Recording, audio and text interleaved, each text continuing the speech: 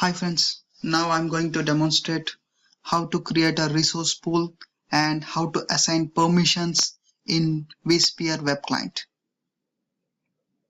Before starting the configuration part, first you need to install .NET 3.5 version in your server.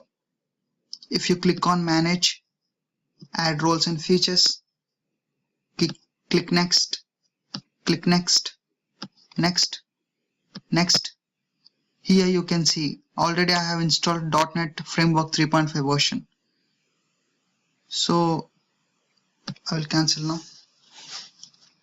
To use this vSphere web client, you need to install .NET 3.5, and if I click on local server, you can see my computer name vCenter and domain name is santosh.com and my IP address is 10.1.10.50. If you click on tools, I did not install ADDS, but I'm targeting my main server. Now I'm opening web client. So it was under my domain. If you see here vcenter.santosh.com, it was open under my domain, and click on hosts and clusters, and this is my inventory server vcenter.santosh.com, and it was under my domain. If you see here, this one and this one is exactly same, and this is the, so we can say that inventory services and vCenter server successfully installed. And under my inventory, I have created one data center, and under data center I have created two clusters, cluster 1 and cluster 2. Under cluster 1, one host 10.1.10.30, and under cluster 2 you can see here 10.1.10.60. this is my another host. Now I'm going to show how to create resource pools. Here I have created so many resource pools and I have assigned permissions for individual resource pools. Now I'm going to show how to create a resource pool. Before creating a resource pool, make sure that your DRS was enabled or not. DRS means distributed resource scheduler. If DRS was in disable mode, you cannot create a resource pool. Please make sure that one. In vSphere DRS, click edit. You can see here it was successfully in turn on position. So I can able to create resource pools. Now right click on cluster 2,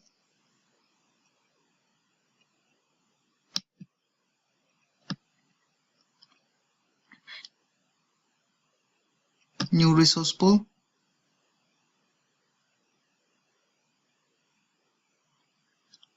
Now I'm giving institution name, for example institution, and I'm CPU using as a normal CPU usage. Click OK.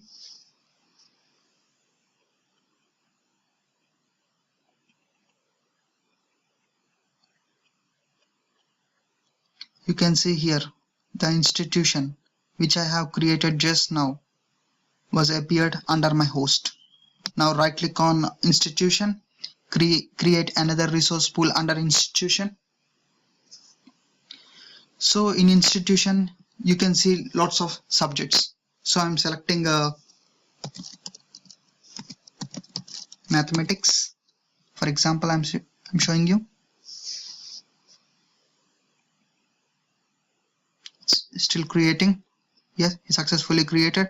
If you expand institution, you can observe mathematics subject.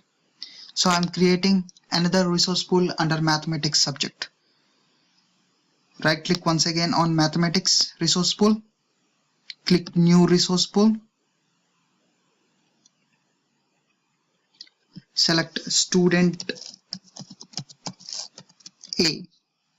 So there are a number of students who studies mathematics, so I'm specifically giving this resource pool to student A. So I'm mentioning here as a student A, and CPU usage always should be keep it in normal mode. If you select high, it consumes high megahertz power, and the normal one is preferable. Click OK.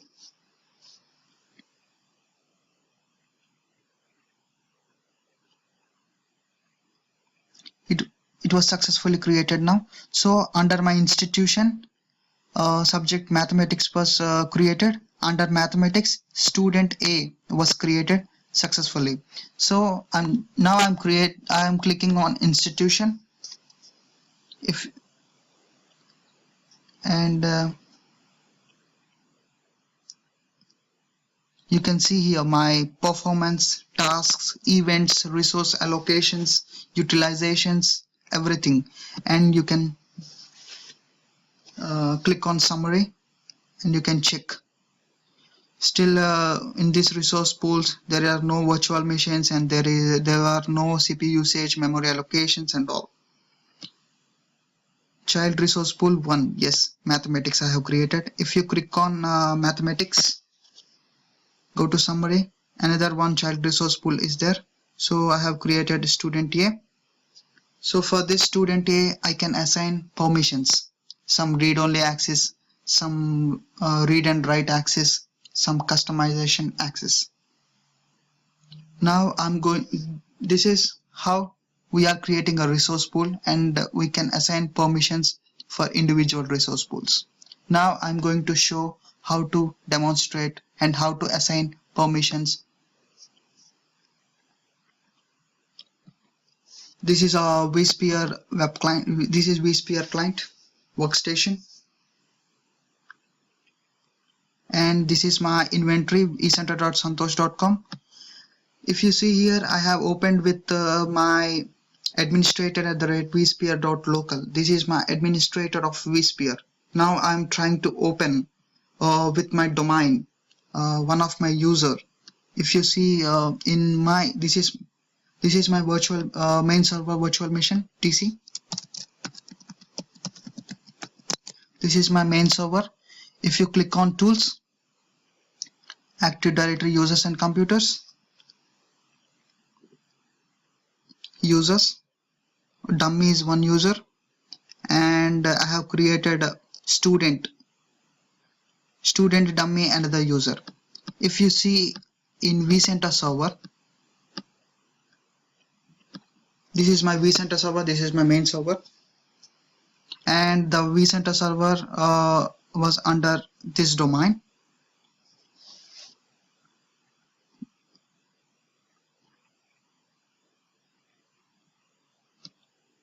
I'm clicking on administrator, users and groups,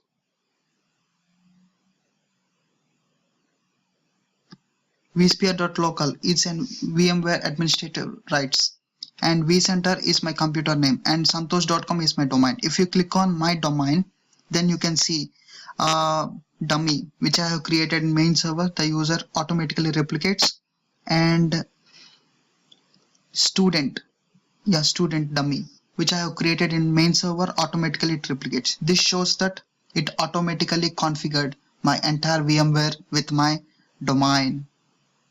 So now I will assign permission to access this web client. If you see here, I'll just try whether I can open with student or not. student@santosh.com @SSWORD password 1.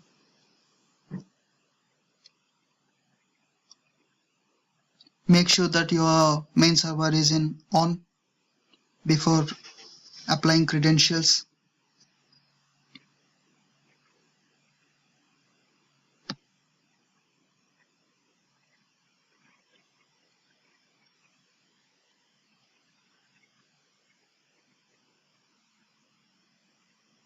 Yes, you can see vSphere could not connect to vcenter.santosh.com. You do not have permission to log in with server.vcenter.santosh.com. So this shows that I did not assign permission for this user. Now I'm going to show how to assign permission to this user. Click on Home, Host and Clusters. Click on Inventory.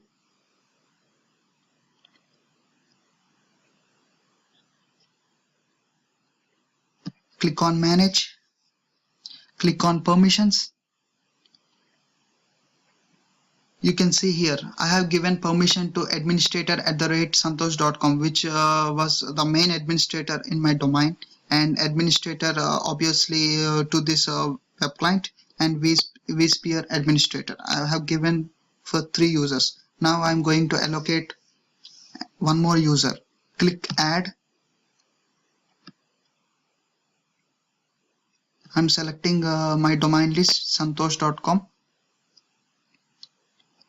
Here you can see student, which I have created in my main server. Click add, click OK. I'm giving read-only access. OK.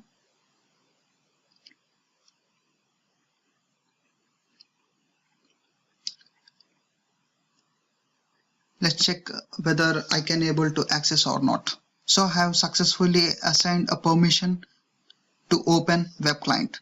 Now santosh@santosh.com is my username and password I have assigned. Now I will check whether I can open or not. If you minimize this, wait for a while.